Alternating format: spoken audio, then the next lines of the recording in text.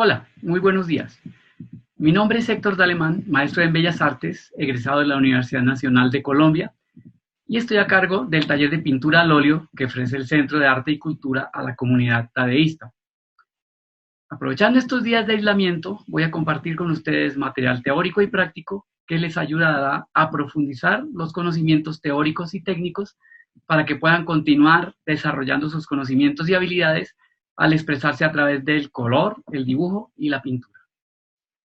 Por medio de este grupo podremos intercambiar opiniones para apoyar las propuestas y el proceso de los trabajos que me envíen ustedes por medio de fotografías o videos.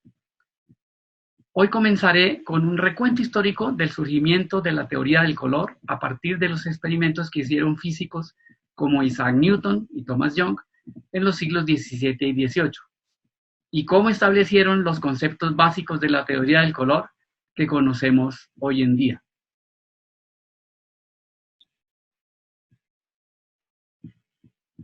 Lo más importante es entender que el color existe porque existe la luz. En el momento en que se va la luz, apaga uno, está de noche y apaga la luz del cuarto, o no hay ninguna fuente de luz, nosotros no percibimos nada. Los físicos, los teóricos del color que empezaron con estas ideas y teorías fueron básicamente Isaac Newton, quien vivió de 1642 a 1727, y fue el primero que experimentó con un prisma que colocó en medio de la fuente de luz que entraba, pasaba por el prisma y dividió los rayos de la luz en un abanico de colores que él llamó espectro de los colores. Él encontró y definió que había 7 colores en ese espectro, y haciendo experimentos de miles de posibilidades, los pasaba por otros prismas, aislaba los colores, los difractaba, se dio cuenta que simplemente cambiaban de dirección, pero que no podía hacer nada más con los colores ya separados.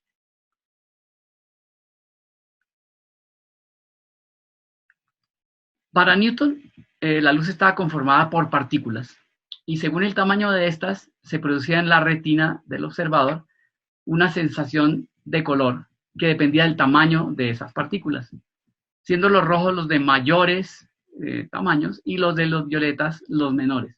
Hoy en día se sabe que no eran partículas, sino simplemente es longitudes de onda. Entonces, a mayor longitud de onda, vemos más las zonas de los rojos, y a menores se convierte en los violetas.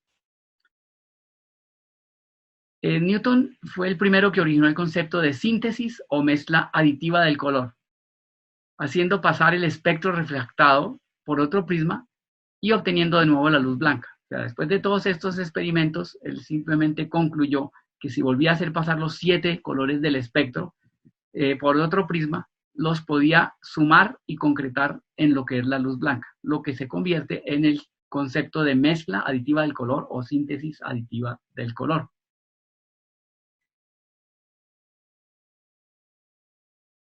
En 1704, Newton publicó su estudio teórico Optics, en el que contradecía el antiquísimo concepto lineal aristotélico del color. Aristóteles fue el único teórico antiguo en la época de los griegos. Básicamente él definía el color como una lucha que había entre lo blanco y lo negro, entre la luz y la oscuridad, y ubicaba al rojo en la mitad de esta escala. Básicamente nosotros espontáneamente somos aristotélicos, porque cuando cualquiera de ustedes tiene un color y lo quiere aclarar, lo mezcla hacia el blanco, lo quiere oscurecer, lo mezcla hacia el negro.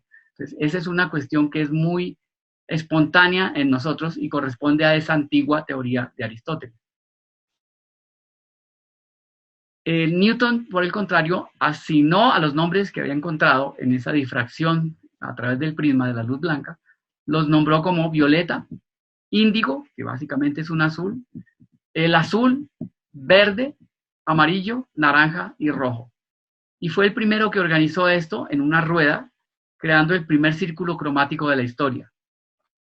Él, a diferencia de Aristóteles, él afirmó y encontró que los colores se relacionaban más entre sí por su cercanía, lo que uno llama color adyacente, y no solo por la claridad y la oscuridad. Y también encontró que los colores de mayor contraste ocupan los lugares opuestos en el círculo cromático. Esta gráfica representa el círculo cromático que nos aportó Newton históricamente. En él vemos que los colores pasan sutilmente, casi como una degradación, como un fundido de los colores más claros a los más oscuros y vuelve a los más claros. Los espacios que se ocupan, o el ojo percibe mucho más los colores fríos que los colores cálidos. Es más afín a los verdes, azules y violetas que a los naranjas y los rojos. El círculo cromático de Newton lo concretó como concepto poniendo el blanco en el centro, lo que implicaba que toda la suma de todos los colores siempre nos daba la totalidad de la luz blanca. Posteriormente a Isaac Newton, estaba otro físico inglés, Thomas Young, que vivió entre 1773 y 1829, quien hizo experimentos diferentes basados en Newton a la inversa. Él encontró, aislando los colores del espectro, que había 3 colores básicos o colores primarios que mezclados aditivamente, como planteaba Newton, daban como resultado la luz blanca. En la síntesis aditiva, los colores primarios que se tienen en la luz son el verde, el rojo y el azul intenso, que mezclados entre sí dan una gama infinita de colores. Esta teoría es básicamente la que utilizamos nosotros en nuestros tiempos en relación a todos los aparatos digitales, electrónicos, tabletas, celulares, computadores. Todo este tipo de aparatos manejan este tipo de teoría del color. Thomas Young hizo un experimento bien interesante en su momento. Tomó 3 lámparas y proyectó los haces de luz provenientes de fuentes incandescentes, potencializados y concentrados con lentes, los hizo pasar a través de los filtros de lo que él había encontrado que eran los colores primarios de la luz. Y en la proyección sobre el piso dio como resultado que había una luz blanca. Para entender mejor qué pasó con este experimento, vamos a tomar prestado de un productor de televisión de apellido Saldarriaga de la Universidad EAFIT. Un video en el que vamos a ver la reproducción de este experimento de Thomas Young.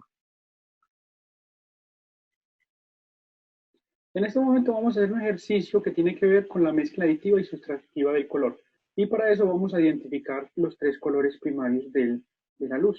Empezamos por el rojo, vamos con el azul y luego el verde. Esos son los 3 colores primarios de la luz. Para esta prueba de qué es mezcla aditiva y sustractiva del color, vamos a ver qué pasa cuando las mezclamos. Cuando mezclamos los colores, nos vamos a dar cuenta que el azul más el verde nos da el cian.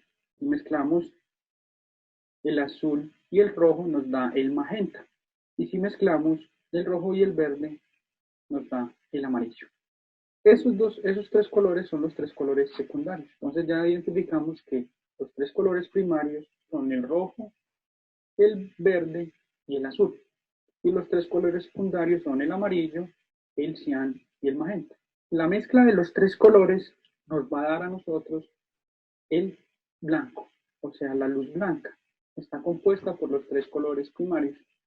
En la mezcla aditiva, siempre que uno suma colores, obtiene un resultado mucho más claro, que va hacia el color más potente que todos, la suma de todos, que es el blanco. Vamos a continuar con un experimento que nos da a entender, y es el que se relaciona en cómo los pintores utilizan materiales que son capaces de recibir luz y de reflejar luz. Y eso corresponde a cuando uno utiliza sustraer color, o sea, es la mezcla sustractiva del color, que en este experimento con luces lo vamos a hacer simplemente obstruyendo las fuentes de luz con una paleta. Es como una especie de bandeja similar a la que se utiliza en las pizzerías para colocar la pizza en el centro del horno.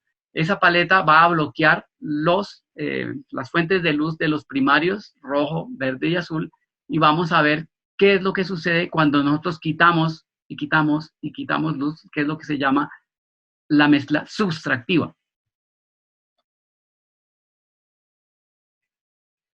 Para comprobar esta teoría de la mezcla aditiva sustractiva, también vamos a hacer un ejercicio con una paleta que nos va a mostrar la diferencia entre los colores, la mezcla de los colores y cómo es la mezcla sustractiva, la mezcla aditiva del color.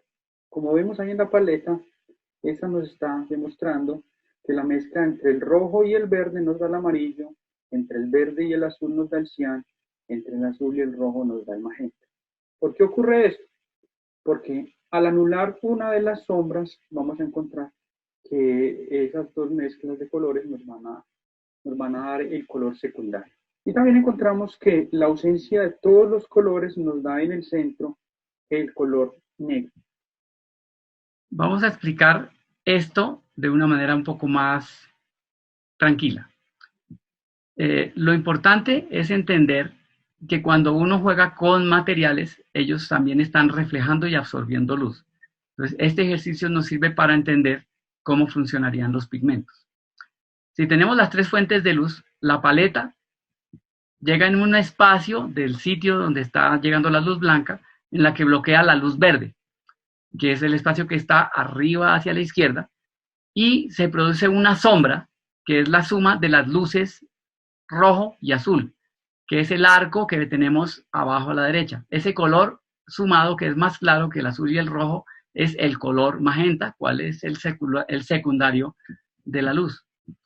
Cuando la paleta bloquea la luz roja, la sombra resultante es la mezcla de los otros bombillos que están a este lado izquierdo, el azul y el verde, que sumados nos dan una luz mucho más luminosa, que es el azul cian. Cuando se bloquea la luz azul, en el sentido de abajo a la izquierda hacia la derecha hacia arriba, se produce una sombra que está compuesta por las mezclas de los colores de esas lámparas de ese lado, que son la verde y la roja, lo que produce un color mucho más claro, que es el amarillo.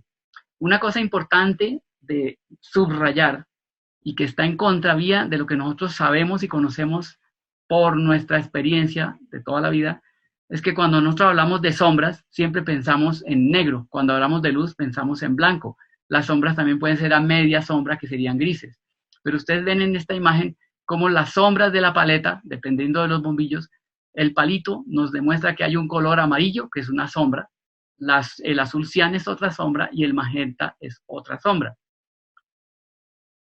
Siguiendo con el análisis, cuando se interceptan las sombras magenta y amarilla, se bloquean las luces verde y azul, lo que nos da en ese pequeño espacio del centro, que es como un trébol, la luz roja, que es el primario, que solamente llega en ese sitio.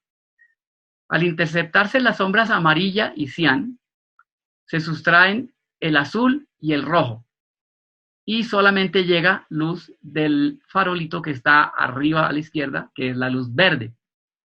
Cuando se interceptan las sombras cian y magenta, se sustraen el rojo y el verde, y dejan solamente la luz azul, que sería en ese trébol la representación de los tres primarios de la luz, el azul, el verde y el rojo. Cuando se intercepta en el centro y no llega luz de ninguna de las lámparas, se ha sustraído totalmente los colores primarios de la luz, no llegan en un tipo de luz y nos da como resultado el negro.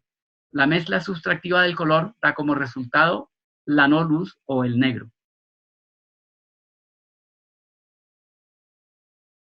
Ya habiendo comprendido esto que acabamos de ver en este experimento, podemos ver qué es lo que realmente sucede con los pigmentos que utiliza uno en la pintura. Un pigmento es un material que existe en la naturaleza, es de origen térreo o es un origen mineral. Hay ciertas piedras que, por ejemplo, son ricas en cobalto o que son ricas en hierro, que tienen unos colores específicos. Son más verdes, son más azules, son naranjas, etcétera. Cuando tenemos un pigmento que se puede conseguir de forma natural, obviamente hay que procesarlo, limpiarlo y convertirlo en un polvo muy sutil, muy pequeño, para poder mezclarlo con el aglutinante, que es el pegante que hace que nosotros podamos pintar con él sobre una superficie. Un aglutinante puede ser básicamente el aceite de linaza. Cuando los pigmentos se pegan y se muelen y se separan entre ellos, entre cada partícula de pigmento, con ese medio, con ese aglutinante aceite, obtenemos un material para pintura que se llama óleo. Si nosotros usamos goma arábiga y un poquito de glucosa o de miel y mezclamos con los pigmentos de la misma forma, nosotros tendríamos como material para pintar la acuarela. Si tenemos yema de huevo, agua destilada y mezclamos los pigmentos con esa mezcla de yema y agua, obtenemos un material en pintura que se llama temple al huevo. Así sucesivamente, los materiales para pintar aprovechan esas sustancias o esos materiales que son capaces de recibir luz, absorber cierta longitud de onda y reflejarnos la otra. Un pigmento amarillo absorbería las longitudes de onda de los azules y nos refleja al ojo las luces roja y verde, que como ya vimos en nuestro experimento, nos dan la percepción de un color amarillo. ¿Qué sería un color blanco? El pigmento blanco es un material que es capaz de recibir luz blanca y nos la refleja prácticamente toda. Esto es muy teórico porque en la realidad siempre hay una pequeña parte que se absorbe y una gran parte que se refleja. Por eso los blancos teóricos no son todos iguales. Una hoja de papel puede ser más azulosa que un blanco de un mantel que puede ser un poquito más amarillento, etc. Cuando tenemos un pigmento opuesto, el negro, sería un material que es capaz de absorber la mayor parte de la luz. Y como decíamos con el blanco, es también teórico decir que es un negro puro, porque de todas maneras nos va a reflejar algo de luz, lo que hace que el negro tenga un cierto tinte o un poquito más amarillento, un poquito más verdoso. El negro absoluto, teórico, no existe. ¿Qué sería un gris? Es un tipo de material que nos recibe la luz y la absorbe y la refleja en diferentes proporciones. Si absorbe mucha luz y refleja poca, obtendríamos un gris muy oscuro. Si absorbe poca luz y refleja mucha, tendríamos un gris más claro. Y así sucesivamente podríamos pensar en todos los demás colores de nuestra paleta. Son materiales que son capaces de producir estos fenómenos, de recibir, absorber y reflejar luz, que es lo que nosotros utilizamos a favor de nuestros cuadros al pintar. Aquí vamos a ver en esta gráfica como una especie de resumen. Existe la síntesis aditiva, que ya sabemos que corresponde a la luz. Y como cosa extrema, si no hay luz, no hay color. Tiene que haber algo de luz para que nosotros podamos percibir el color. Y por eso es que los pigmentos, cuando reciben la luz, los podemos utilizar para poder expresarnos. Pero también tenemos el otro fenómeno que vimos en nuestro experimento, que es la mezcla sustractiva. Es cuando uno quita luces y eso es lo que se adapta exactamente a los pigmentos. En estas dos gráficas tenemos un dúo dinámico, que es el uso del color digital. El digital está hecho con luz y básicamente lo manipula uno en el computador con programas como Photoshop o programas de gráficas, y cuando uno logra hacer lo que le interesa de una manera digital, lo vuelve físico, lo pone a la evidencia de uno y es cuando utiliza uno las tintas de la impresora para sacar la imagen que resulta de ese diseño o de esa composición. En este caso, los colores que tenemos en la mezcla sustractiva, vamos a ir anotándolos acá, son los secundarios de la mezcla aditiva de la luz. O sea, cuando yo mezclo el rojo y el verde que me da el amarillo, en la mezcla sustractiva, ese amarillo va a ser el primario de las tintas en este caso. El cian es el resultado del verde y el azul. Aquí en ese caso de la luz es secundario, en el caso de las tintas es el primario. Y en el caso de mezclar el rojo y el azul nos da un tono más claro secundario en la luz, que es el magenta. En las tintas, ese magenta es el primario.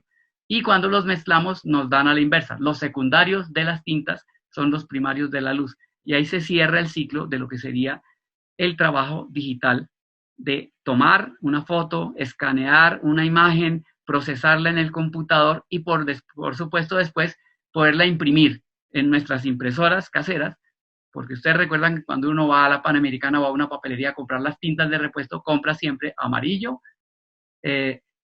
magenta y cian. Y en el sentido de la impresión también compra negro.